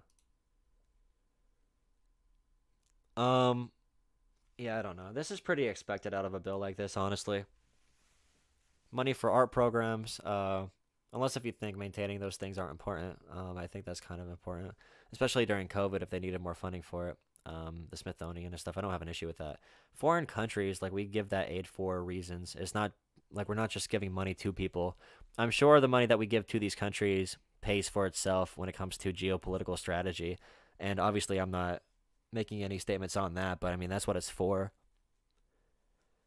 So that's it's 400 million for, or 500 million for Ukraine, 500 million for Israel, $600 for the American people. So in total, what this costs, I think, is like 300 billion, or no, it's 200 and something billion to give $600 checks to each American, and it's 350 million to give to raise it up to $2,000 checks. So it'd be 350 million more on top of the current $900 billion, or not 300 trillion, my bad. Was I saying trillion? 300 billion more on top of the already existing 900 billion. I don't know if I said trillion, but yeah. Yeah, foreign aid covers a lot of gross shit. But yeah. Oh boy. All right. Does anybody want to talk about anything? If you want to, go on Discord. I have nothing else for tonight. If you want to chat about something, go into Discord and go into the call-in channel if you are interested in doing that. But other than that, I have nothing else to do for tonight. I did not plan anything other than to talk about that Trump thing for a little bit. So.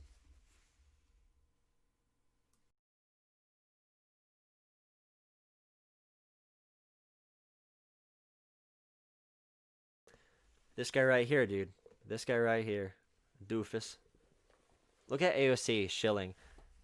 Dude, AOC, we should be attacking her. She is the person that is causing all of our problems. Did you know AOC is actually preventing Americans from getting health care? I don't know if you knew that, but I saw a video. Do I run? Yeah, I'm a runner. I run a track. I was really good in high school, but I'm not good anymore. In high school, I ran if you know, I ran a sub 2 800 meter, which is a decent time. It's not amazing, but it's a pretty good time. So yeah, I ran that, and thank you for saying great content, of course. You're triggered by what? Doorism? Jimmy Doorism, dude. Kim Iverson, Nico House teamed up with Jimmy Dore, which was pretty cool. Pretty cool. I've actually been seeing a lot of good reception for stimulus from people. Like, I've been pushing like progressivism through like what's happening in the world right now, and like, I know this is a bad way to judge support for something, but if I go on my like Facebook page, and I live in a really conservative area, and I post something about how Bernie Sanders is the person constantly fighting for the working guy, and he's the person pushing for your stimulus and pushing to keep your business alive, people have been pretty receptive to that idea. The thing that always loses people, and we talk about that a lot on this channel, and by the way, I gotta move this counter up here, but the thing that always loses people is culture war. Like, you can get people so easily on progressive economic analysis, or just populism in general. Like, we need more money in our community. We need to encourage job growth. We can't let Amazon own the entire economy. That works. But then, like, I'll be having a great conversation with somebody, and they'll bring up, like, Tim Pool did to Destiny, for example, or, like, Tim Pool did to Vosh. I'm gonna, like, I agree with you, but what do you think about critical race theory? Or what do you think about multiple genders? Do you think there is white privilege? And that is an instant trap card. And that's really the value of people like Vosh and Destiny. It is because, like, I think everybody here kind of guessed that, but like before, a lot of these like Ben Shapiro types said to liberals and people who had these positions, haha, look at you little whiny SJW, how dare you say that? But then people like Vosh and Destiny turn that shit back around. If you are offended by multiple genders, if you're offended by trans people, then you are the little baby. You know what I mean? Like, shut up. Stop being a little bitch and go away. You are the baby. Like, I think that's a really effective thing. You got to be really confident with it. But yeah, they vote on immigration and race issues and what do you think about police and police reform? Do you believe in defunding the police? Do I think right-wing commentators are more in touch with their base? No. I think right-wing messages work more with more people than left-wing ideas do. It's a lot easier to sell xenophobia and white nationalism and those beliefs and being afraid of things. Like, they're really easy things to get people convinced on. For me to make fun of somebody for saying there's multiple genders, I can simply laugh at them. For me to say my tax policy is better, I can say lower taxes, better economy. People on the left have a much harder burden of proof on their shoulders. Like, if you're on the left and you're advocating for your issues, you usually have to be pretty well versed in these things. On the right, you can rely on buzzwords and culture war topics, which is much easier.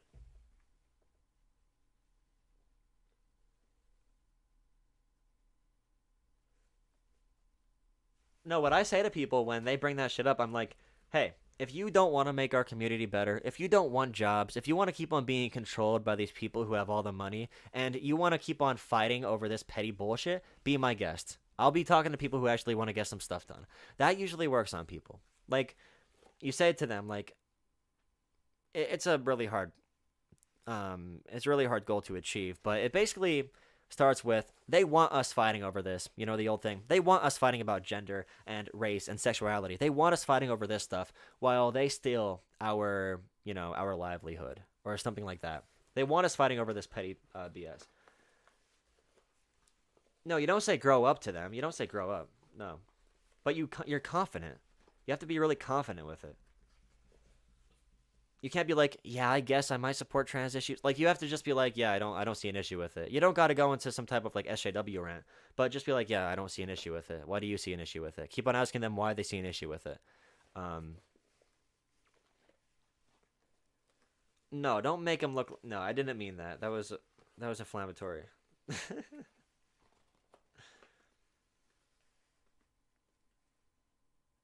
In the South? No, I don't live in the South. These areas up north used to be union-based. They used to be pretty democratic because of that.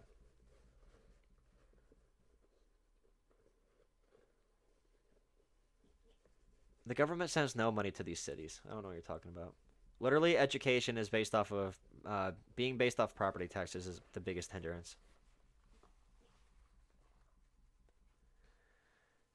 Well, you don't have to be too hard on it. Like, for example, yeah, they want something to be mad at. Like, for example, Republicans really give a shit about COVID when you say it's from China. Like, if you bring up, look at what China did to us, they'll care about that. If you say, hey, there's 350,000 Americans dead, they won't care about that as much. Well, we're not winning any seats in Alabama or Mississippi.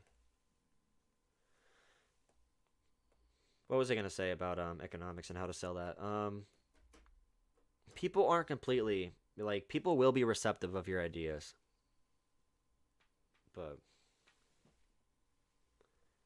the federal government doesn't run the schools. I don't know what you're talking about, bro.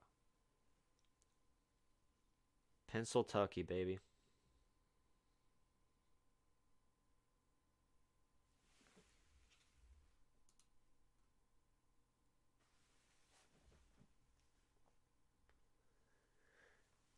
Yeah, stay neutral as much as you can. Like, I want to connect with these areas on economic issues first and prove that I'm fighting for their interests. I want to show up for firefighters, for police officers, for janitors, for nurses, for teachers. I want to show up for all those people and try to leave the culture war stuff out of it as much as possible. Because that clouds people's judgment when they're listening to your ideas. So, am I going to talk about white privilege or systemic racism when I live in a 99% white area? Probably not. If they ask me to defend it, I will defend it, but I'm not going to go too hard in it. I'm going to be agnostic on it more so. Because I want to get stuff done. I want to improve the material conditions. If me not leading with white privilege arguments helps black people more, I'd rather do that. And white privilege is such a freaking shitty way to bring up race issues anyway. Am I a debate bro? Not really. I'll have discussions with people, but I'm not energetic enough for that. For being a debate bro. Maybe I'll do it eventually, like a little bit. The title is supposed to be mainly funny, but right now Trump and Pelosi are both for $2,000 stimulus checks, and and McConnell is against both of them. So right now, Mr. McConnell has to either deny Donald Trump's wishes and deny Pelosi's wishes, and be seen as the worst person in America. He either has to do that and risk losing the Senate seats, or oblige with what Donald Trump is doing and completely change his rhetoric from whatever he ever said before, defy his current caucus, and increase spending in a way he didn't want to do.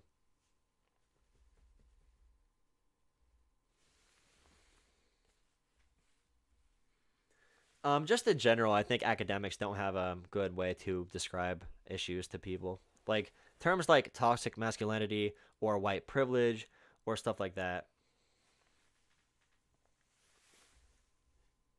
Oh, I can debate in person. That's different. This internet stuff is dumb, though. I'm not good at that. By dumb, I mean different, silly, stupid, whatever. It's a lot more. You have to be screaming, dude. I don't know if I could carry that energy out without body language and stuff like that. When I'm in a room with somebody, like, I'm one of those Bernie guys. You know, like, my hands are flying all over the place when I'm talking. Look at that darkness. But,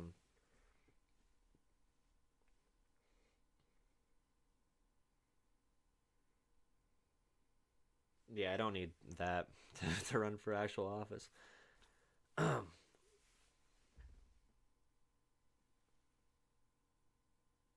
If you're going to talk around people, you can't move anyone anywhere. No, you have to talk straight to where people are, of course. That's a big issue with the left. I'll be talking to Book Smarts in a couple weeks after the holiday, so probably probably Wednesday next week, I think. We're going to talk about how, like, if it's math, people on the left like to describe their issues as the most, like, complex equations of all time. So it's like if you are taking Algebra 1 in high school and you try to go and look at the board of a level 3 calc class or a level 400 calc class in college. If you're in Algebra 1 in college or if you're in basic math, you're not going to understand anything that's on that board. But people on the left display their arguments in a way that only, like, certain people can understand. You have to talk to where people are. You can't be too self-righteous. You can't be too academic.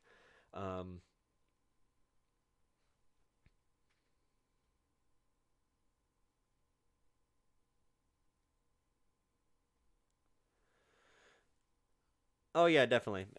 In the South, it's going to be different. Yeah. Booksmart is doing that with Destiny as well. That's pretty cool. That's a pretty cool thing. And then also, I think I'm talking to Denims, I think. Denims eventually. She's more left than I am. She's borderline socialist, I think. That'll be interesting. And also, I forget who else. Oh yeah, Ben Burgess, whatever. My big issue and my big point of my why did my likes drop? Who unliked this? Who took their like away from me? One of my big topics is with the online left, a lot of people are from really blue districts, really blue states, maybe California. Like, if you look at most content creators on YouTube who are progressive, they're either in New York or LA. And there's not much in between, or like Washington. Very, very blue and culturally different areas. So when they're talking about how things are going to how things are going to be sold to people around the country, they don't have a good view of it because they only understand where they live. So they might be confused when certain ideas don't take hold at certain places. Like Joe Manchin, for example. People always complain about Joe Manchin being so bad, and he is pretty cringy. He should be a Republican. But if Joe Manchin wasn't how he is, there wouldn't be a Democrat elected in West Virginia, for example. So it's just like a little bit of a disconnect. And of course, that's natural. It's not anyone's fault. Like if I grew up in a different area, I mean, I don't understand anything about California or New York, and I'm not going to pretend like I do. But it's just like where progressives are struggling, I think I have a good view into certain areas like that. Most progressives live in conservative families. Well, I mean, yeah, I see that a lot too, honestly. A lot of people I know went to college and got more progressive, either because they got smarter or they found like a girl they like that's more progressive. I hear that a lot, actually. I hear people saying like, "Oh, wow, AOC is so attractive. I might be more progressive now." I'm like, "Okay, bud." Or like college, girls and guys in general. I think both of them are more attractive if they're more forward thinking. So that happens a lot. And obviously the education matters more, and meeting people from around the world, and diversity, but the right will tell you it's indoctrination, and they're really screwing you over. You think Manchin is going to switch parties if Democrats win the Senate majority? That'd be smart for him electorally. He wouldn't be pressured by Democrats to act a certain way. He could be a full Republican. What stances does he have that's more democratic? Like, what are his policy issues? West Virginia is so freaking conservative. He seems pretty neoconish. Social issues, I agree with you. That's what Obama did. He didn't he read Marx or whatever to be with the one girl in college or something?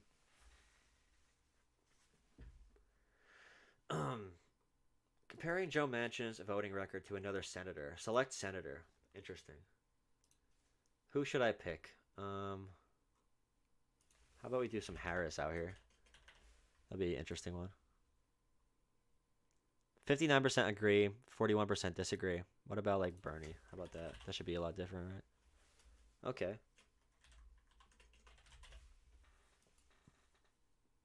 54% agree. So Bernie Sanders' votes, Joe Manchin agrees upon 54% of the time. Interesting. Okay. On the nomination, Manchin voted yes, for all the friggin' Trump nominees.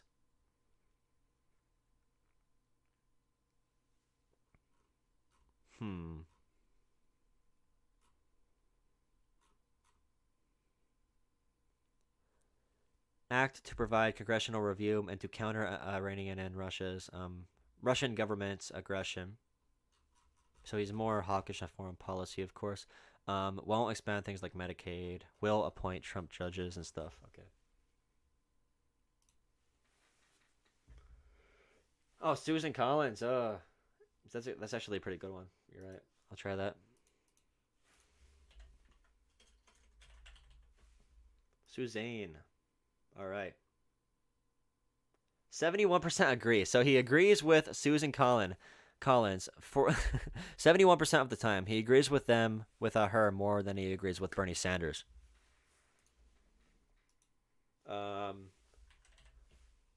Mitch McConnell. Damn, dude. He agrees with Mitch McConnell more than he agrees with Bernie. Good.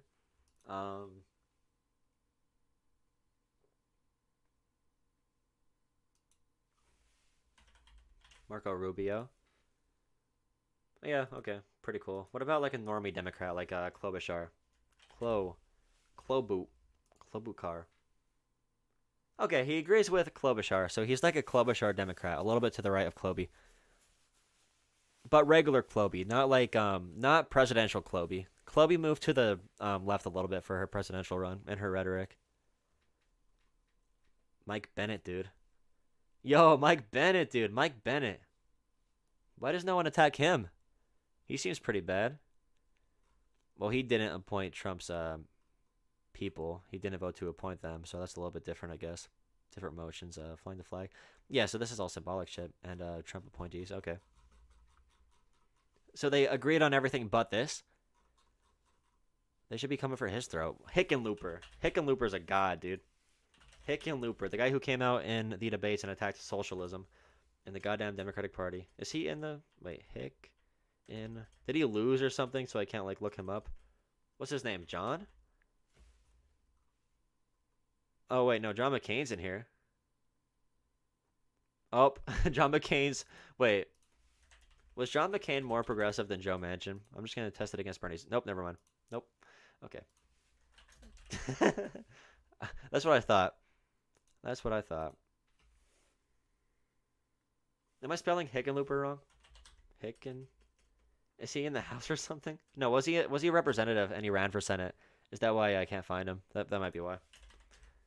Is Delaney a senator? No, he's in... Wait. Coons is bad. He's a bad Democrat from... Yeah, he's in Delaware. Oh, he starts in January. Yeah, he's just won. Okay. Okay, Hickenlooper's not a senator yet. Look at that name. You know what's a really good name? Do you guys watch basketball? Do you know the Golden State Warriors head coach, Steve Kerr?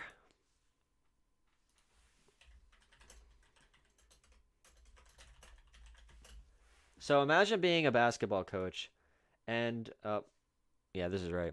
And imagine naming your son this.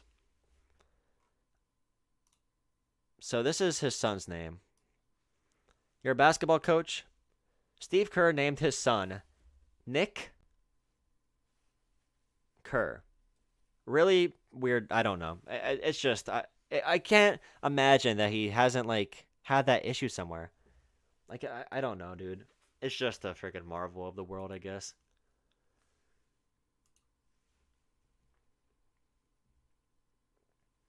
Good night, clot in the eye. Nicholas. Yeah, you're right. Biohazard. Definitely warrants a pause in between.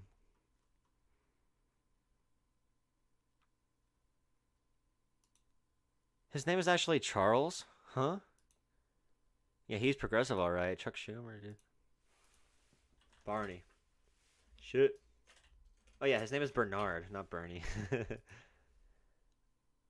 Oh, okay. So they agree a lot. Whatever. I don't know.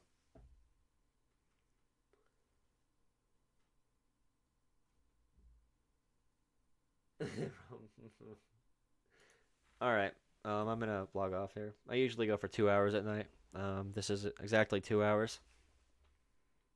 So I hope to see some of you again. Hit that sub button. Thanks for the new members and thanks for the new patrons. I think I got a new Patreon during this, but my phone is dead, so I can't check. Yeah, join the Discord as well, of course. Let me just link that at the bottom again, although I have it linked already. And bless up to the, let me see. Bless up to the YouTube algorithm. That's what she said. All right, bless up to the YouTube algorithm. Good night.